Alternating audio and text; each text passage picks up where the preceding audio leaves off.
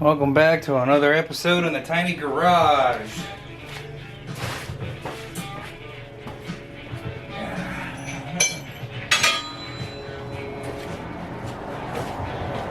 guess I need to turn the radio down so we don't get in trouble for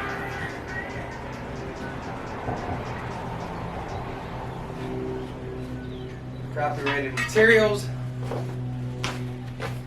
Today we are working on a 2013 Ford F150 STX model. We are replacing wheel hubs. So I have 125,000 miles on this vehicle. It was bought brand new, and so far I've replaced a broken coil spring. So I put in 2 new struts with coil springs. Replaced a broken water pump. That was at 81,000 miles.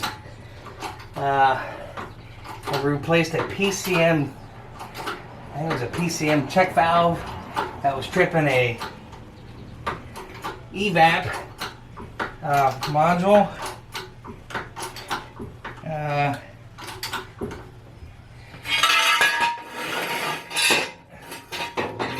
We've replaced a set of rotors in here already.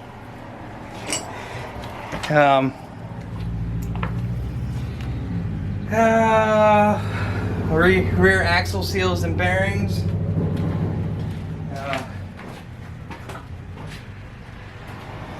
And today we're, like I said, we're replacing the front hubs. We're going to be using, I like Moog. It's a 51, 42. Made in China. But if I recall, these guys give you a 3-year warranty, which is pretty nice.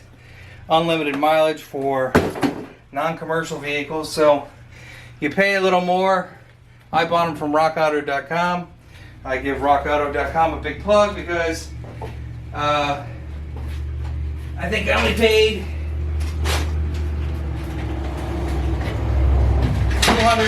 $212 a piece. Now rockauto.com has a Durago or something like that wheel hub. I'm not familiar with that brand. They're out of California. I emailed Durago today, or I think it was Durago or Dango or whatever the heck it is. I emailed them today to see what their warranty is because I'm not familiar with. What the hell? It looks like she was driving through a beach. I don't know, it looked like she was driving through a beach. I'm gonna have to ask the girlfriend where she was off-roading at, because it definitely looks like sand, and the closest beach here is like 100 miles away at least.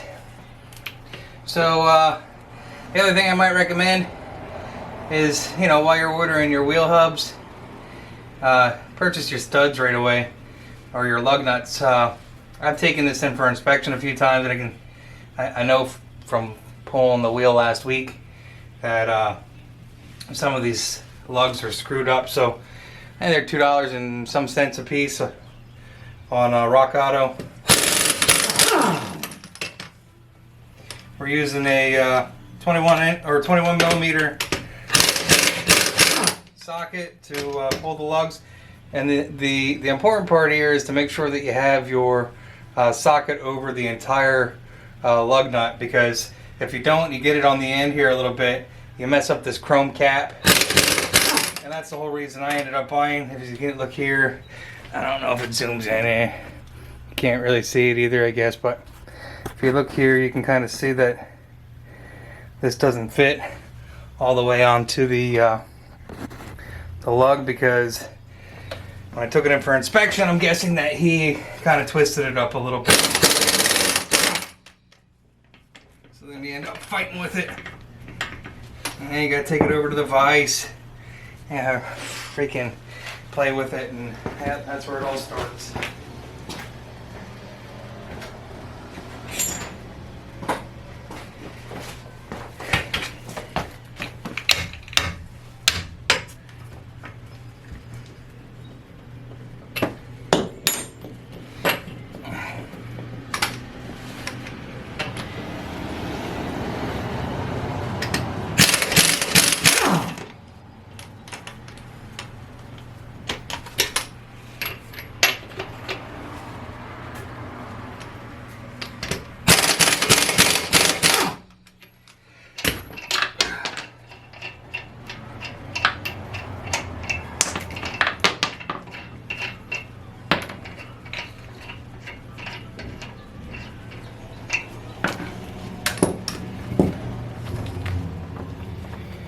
Here's if it focuses here.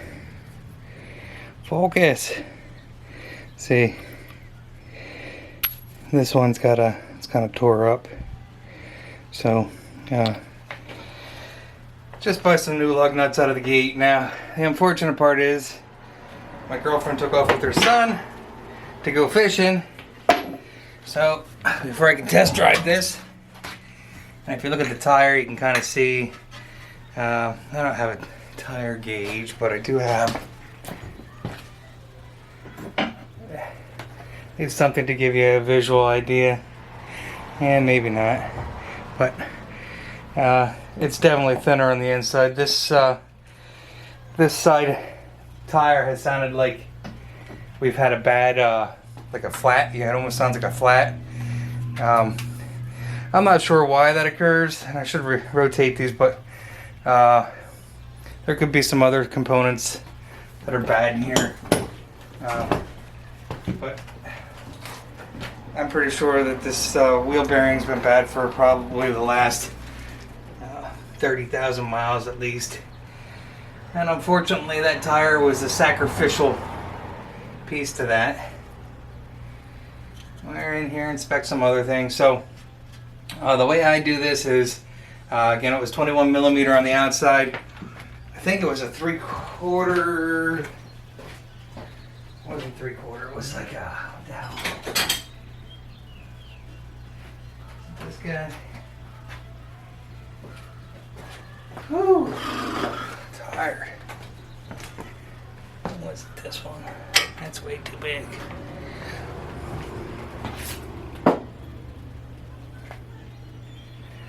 $21.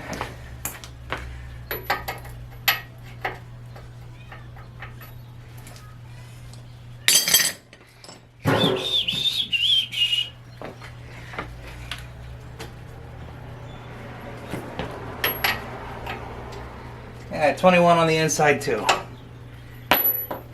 And the easiest way to do that is to turn your steering knuckle or your knuckle so it's looking towards you. Rub up the steering wheel.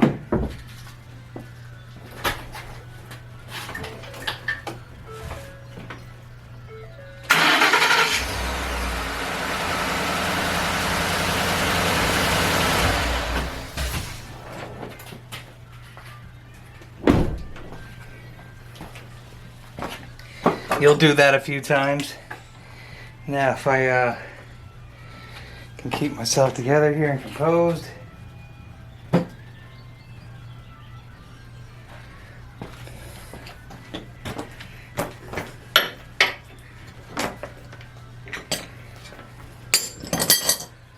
If I'm lucky, I can pull it right off with the impact, and it might get loud in here.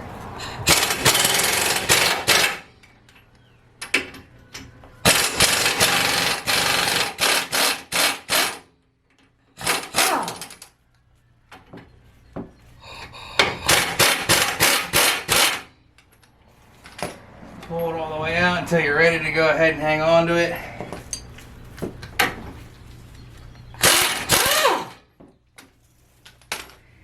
So what I'm doing is I'm removing the bolts from the back of the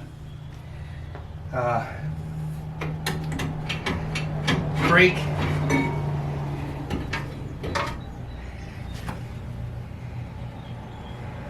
I forget what they call this, honestly. Backing plate, I think. No, it's not a backing plate. I don't know whose.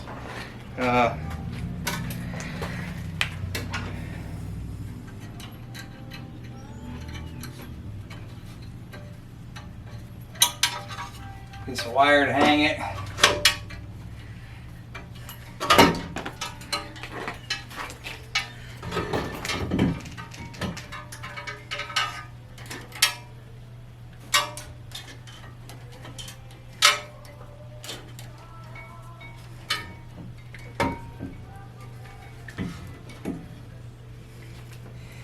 You'll need to remove this little bolt here, and there's another little bolt.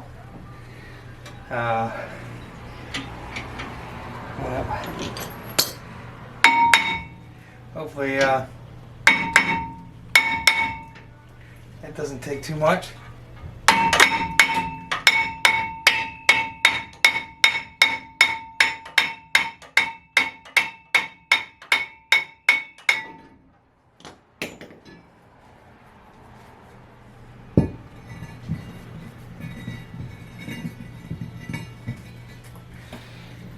Brass mallet, highly recommend if you're going to be wrapping on the back of a rotor. And if I'm lucky, quickly show you how to pull this. You can want to be a little gentle with this because I don't want to screw it up too bad. But you may end up butchering it. What I ended up doing with the other side was indenting the I think what I'm going to try to do though, maybe get a little heat on that and see if a little heat freeze that up.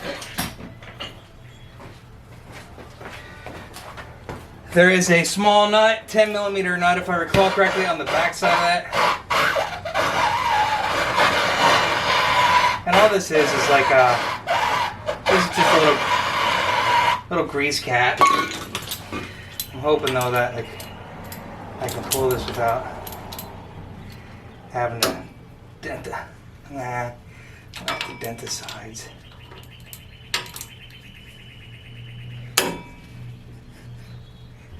Yeah.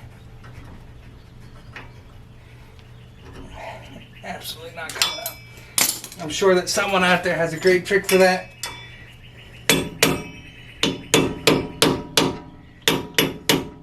Mine is just denting the side and turn on the screwdriver a little bit while you're at it. It actually may be good enough now. Yeah. And that's all that is.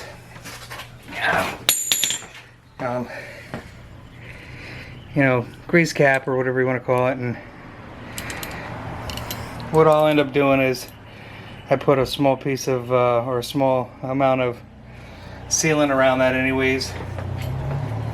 And then in here there's a 10mm, I believe it's a 10mm nut.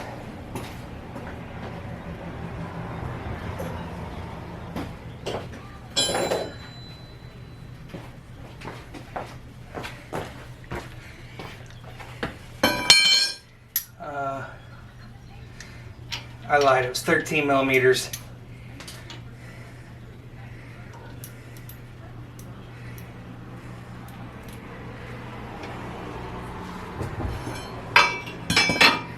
Righty tighty, lefty loosey, right? Oh, Lord. They put, to me it looked like red Loctite on the end of this, or on the inside of the threads. I put blue Loctite on it, and I'll tell you the reason I did that. I mean, I was always taught that if it's a serviceable part, you use blue Loctite. If it's a non-serviceable part, you use red Loctite. I don't know. To me, I consider this, and I guess it doesn't matter if you use Loctite or whatever locking product you like, but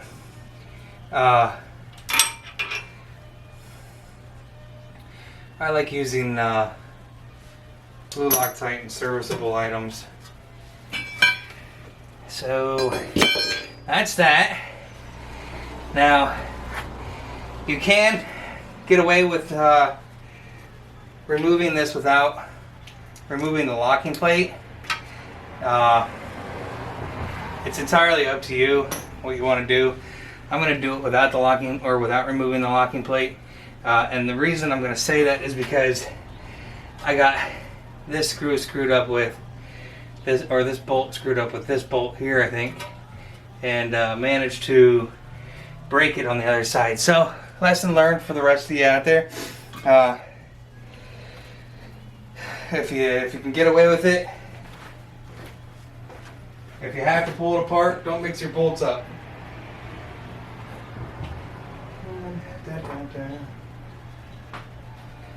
Forget what size that was, 18 maybe?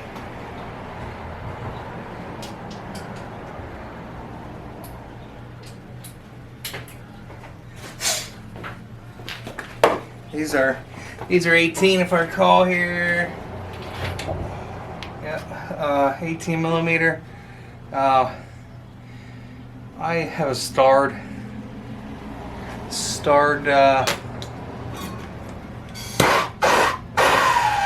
socket.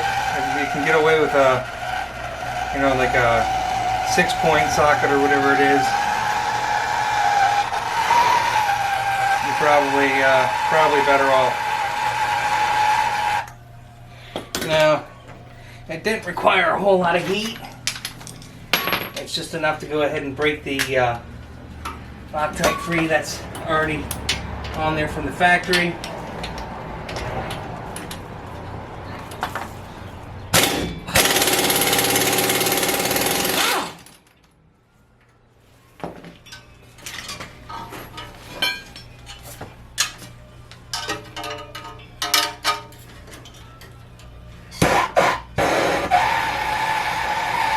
And you don't need to be a pyrotechnician and torch the shit out of this, because you just don't need to. You give it a little heat and soften up the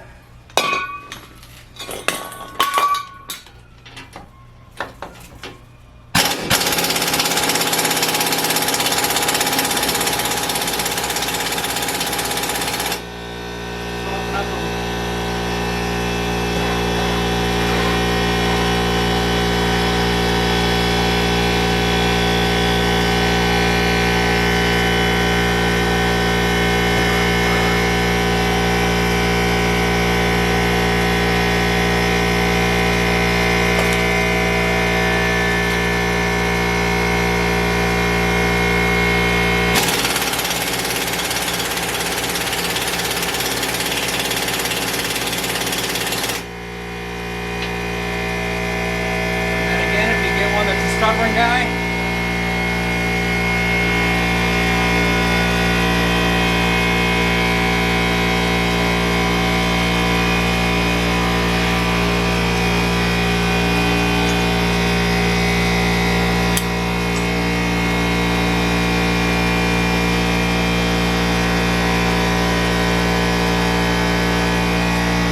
Break out your breaker bolt.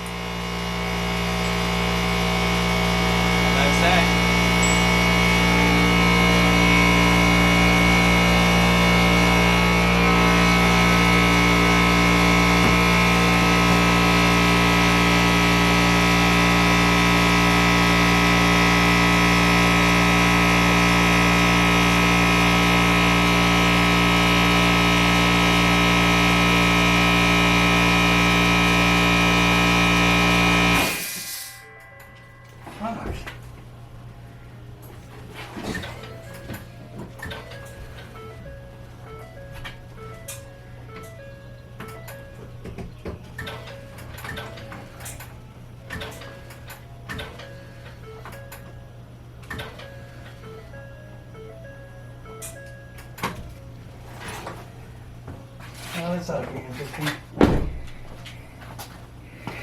Steering wheel is locked in that position and will not turn over. Huh. Well, this would be a lot easier if I could turn the knuckle out, but apparently if you have it in the air like this, I'm hoping that it's a safety feature of some sort or another, but I could not turn the steering wheel. So, you know, maybe I got something else going on there, but never ending story with this pickup truck. I don't know if Chevys are like this or not, but you know, I'm starting to wonder if it's not worth trying the other side, because this fucker's starting to bother me.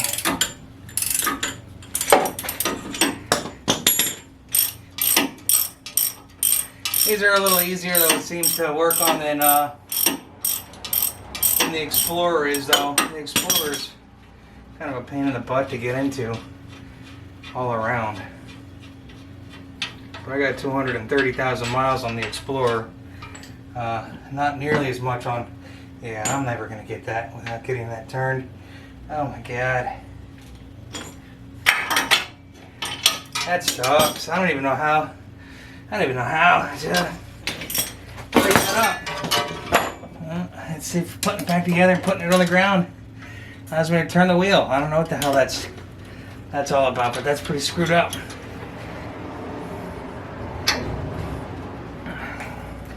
Interesting.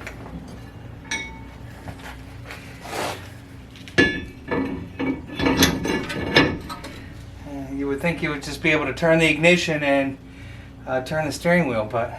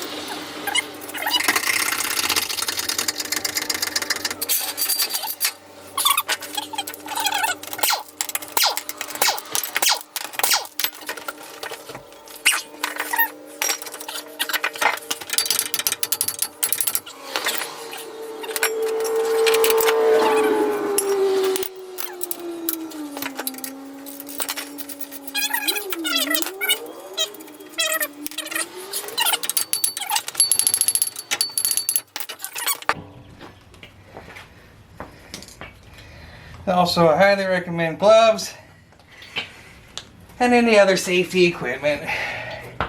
The backing plate's held in by 5/16 bolt, righty tighty, lefty loosey.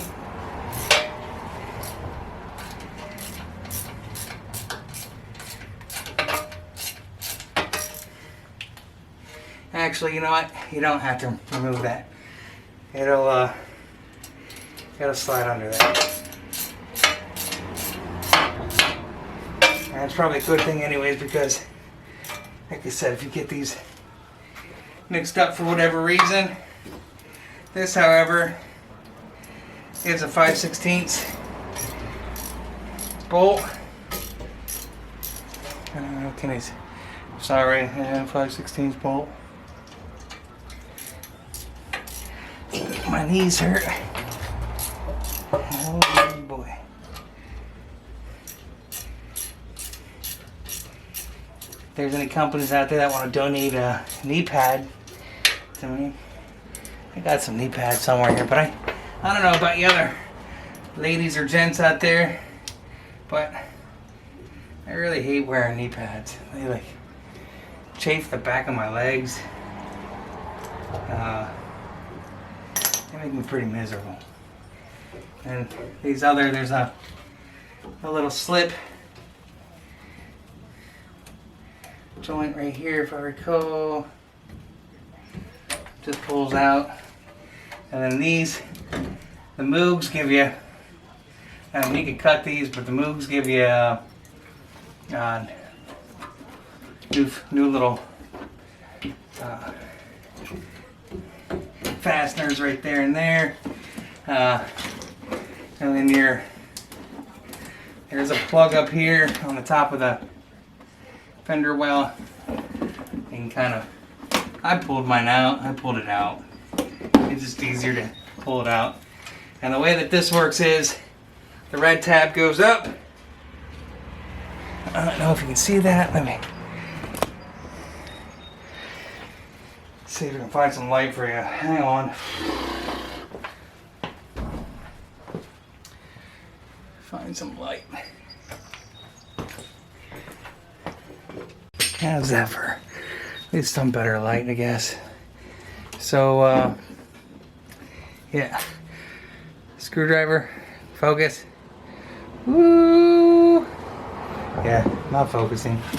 Push it up on a little red clip. Not too hard, not like a gorilla. Just soft enough to move it. And then there's a little indentation. Sorry, I'm gonna turn this sideways maybe. And alright, well. Alright.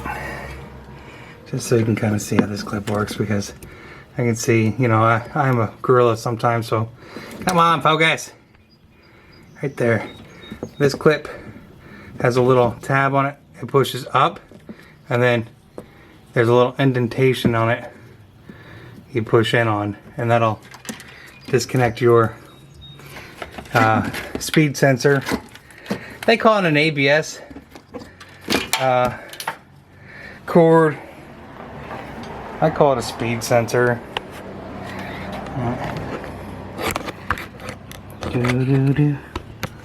Oh Lord.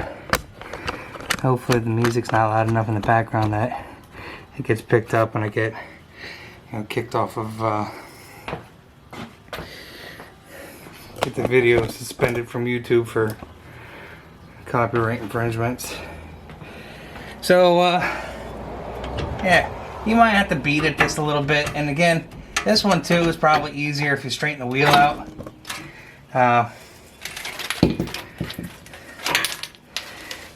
Mine was pretty easy. I mean, I don't know. Something's got to be wrong in there. The alignment's either out, but I'm pretty sure that the wheel bearing's been bad. It doesn't feel crunchy, but oh yeah, it does have a little crunch to it.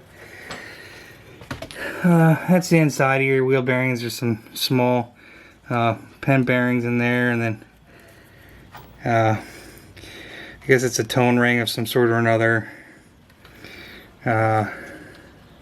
Or maybe for engaging the four-wheel drive, I guess. Now,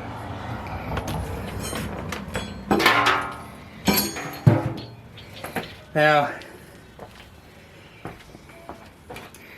want to see if you can kind of see from here. So what I do is when I put these back together, I put marine grease in here, which is the blue grease, and I'm going to straighten the wheel just because.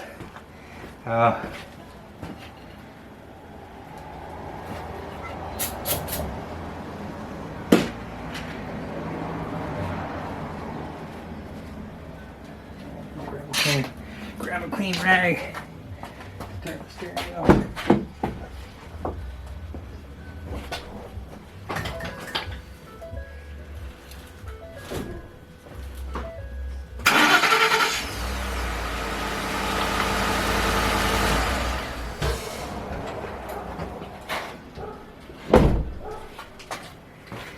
Just a little easier to work on, I guess. I'm gonna grab the marine grease.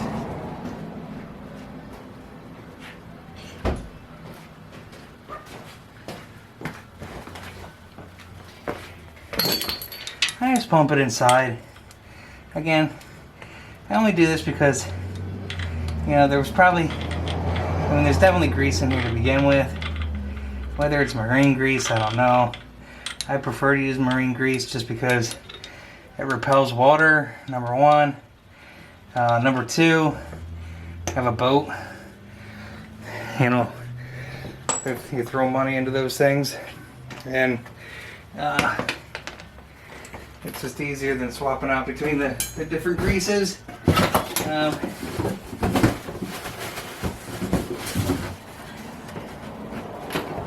Again, shout out to Rock Auto. They don't pay me. It'd be nice to have a sponsor by them. I buy a lot of crap. Well, I shouldn't say a lot. I'm sure this guy with the car, it's not a, I don't know what that's, Studebaker. You know, those guys have some good parts over there, good deals, good prices. I hate to say that we're putting the stores out of business. I go to Advanced Auto pretty frequently, but these were actually cheaper at AutoZone. And then I went online and looked at Rock Auto, and they were actually like $40 a piece cheaper at Rock Auto. So the same thing inside here. You pull, they give you a nice little protector to keep the needle bearings clean. If we got some dirt in there, probably wouldn't hurt to wipe it out, but it didn't look bad. And I don't put too much in there because I already put some on the spindle up here, but just enough to coat it. I have band-aids on everything. Make sure you don't have any shit on your fingers either. You know, like stones, little pieces, little burrs. I have a horrible freight near me, which is horrible because I spent a lot of money there too. And they give you those little micro fiber claws, whether or not they're, you know, where'd that sticker come from? Decorative lighting came off of that. And then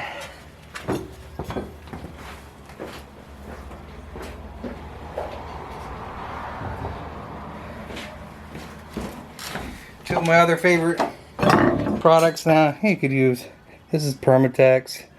You can use Loctite. I don't give a crap. I just happen to have Permatex because it probably came from the Advanced Auto. And then this actually looks kind of, this one looks a little crappy.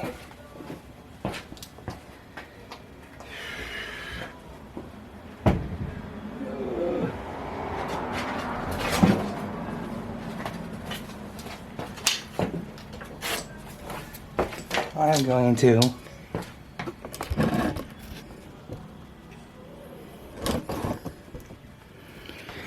give this a little light sanding because it looks like water has been kind of beating up against the back of that. Yeah, there's actually water inside there, so that probably is exactly why this bearing failed.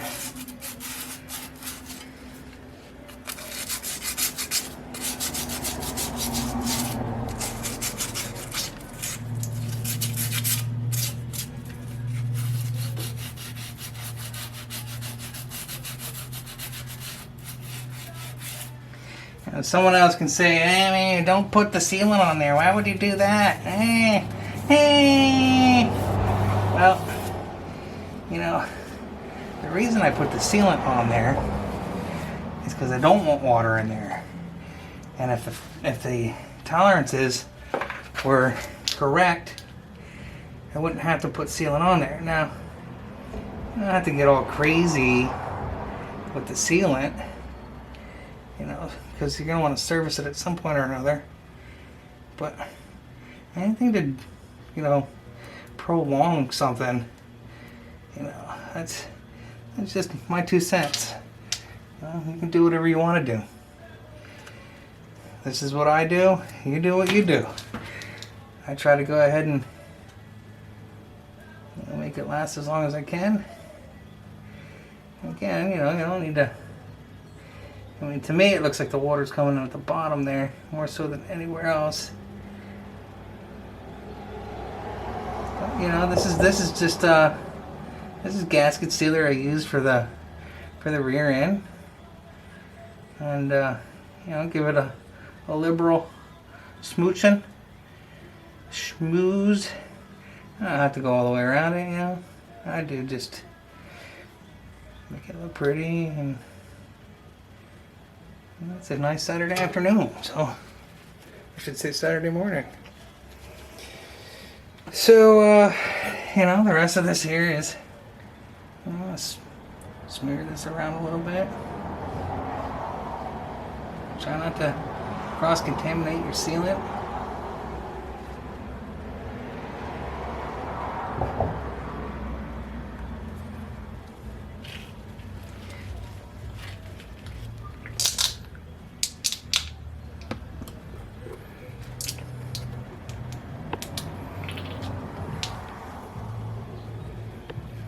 And make sure you put your cord up top.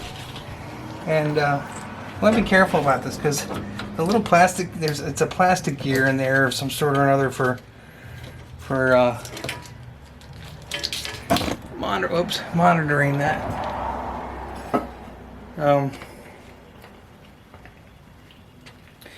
Whew. Hurting. I'm gonna use my Permatex. Didn't need that much, but I start them, and then once it's started, pull them in.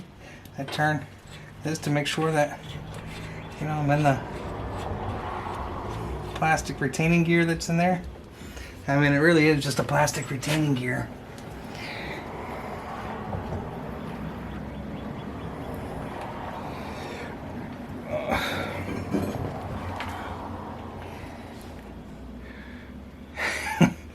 Yeah.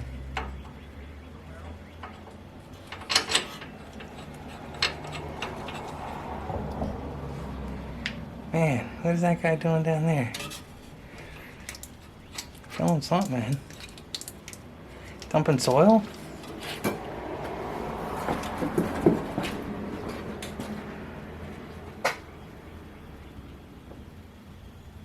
Yeah. Guy across the streets dumping soil. He just sold the house. I don't even know why he would. Anyways, if you're in Reading, PA, or anywhere anywhere in the country, I should say, I also sell real estate. I've been selling real estate since 2013. I'm sorry, 2005. Jeez, brains mush. Primarily specialize in residential sales. I've experience with short sales and foreclosures. I like short sales myself. That's sort of how I got stuck in this house. I do some commercial. I'd love to do more commercial, but that's what it is. If you look on my YouTube channel, some of the other videos, I have some walkthroughs of foreclosures that I tour. Usually I tour those for people that are out of state. I definitely could use more sales. A lot more sales. I need a bigger garage. That's what I really need. Big garage. Nice lift. Some knee pads. I hate to use 2 microfiber cloths, but at least give me some cushioning. Holy moly.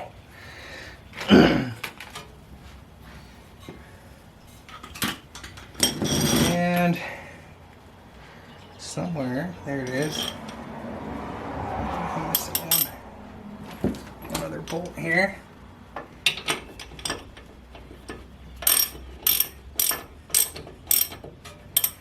And give it a good turn.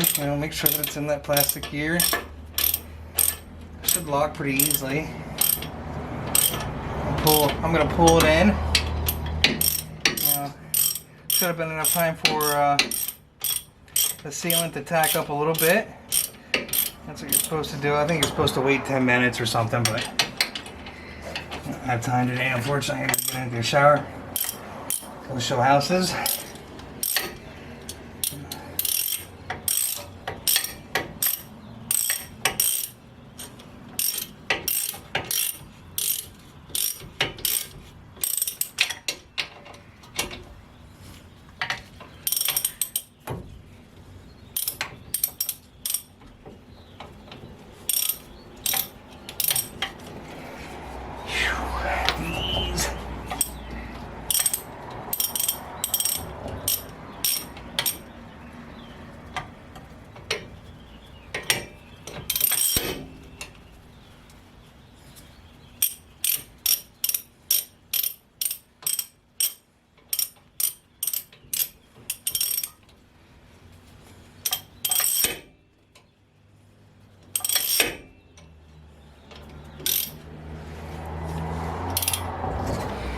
I just kind of give them each a little even twist and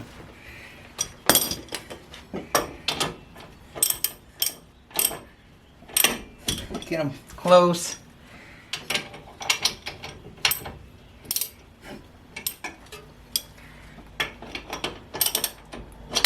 Dude, turn the knuckle out a little bit for that one, but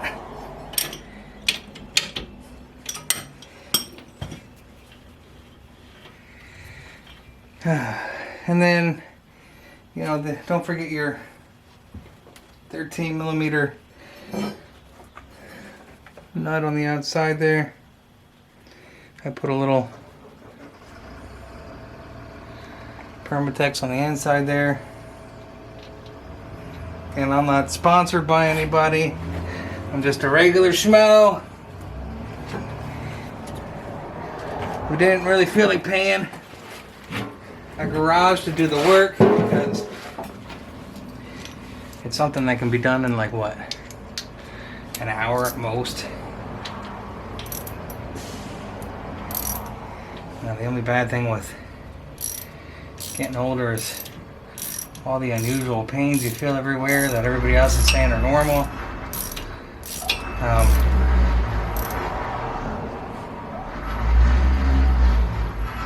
That guy's 3500 sounds like he's about ready to die. What the hell is he doing? He's lifting the dumper up on that 3500. It looks like a 3500 over there, and it sounded like it was about ready to fall apart.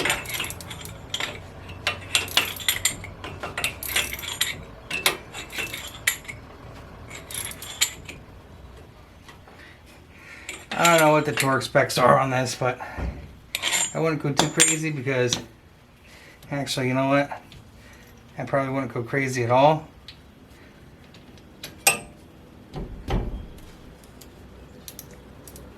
Come on.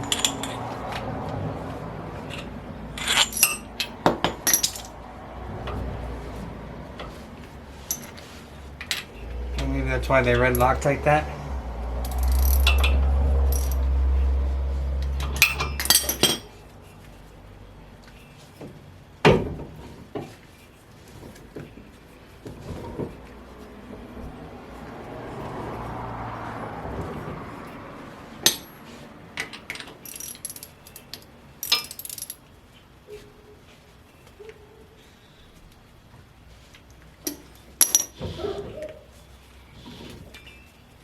Make sure it spins, because if you have the plastic gear in there botched up, I imagine that'll actuate maybe your four-wheel drive or something.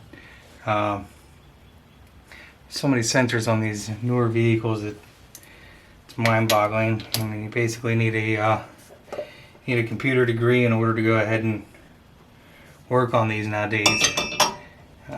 You know, it's not that I'm that old. Like I said, just make it snug. Make sure it spins. And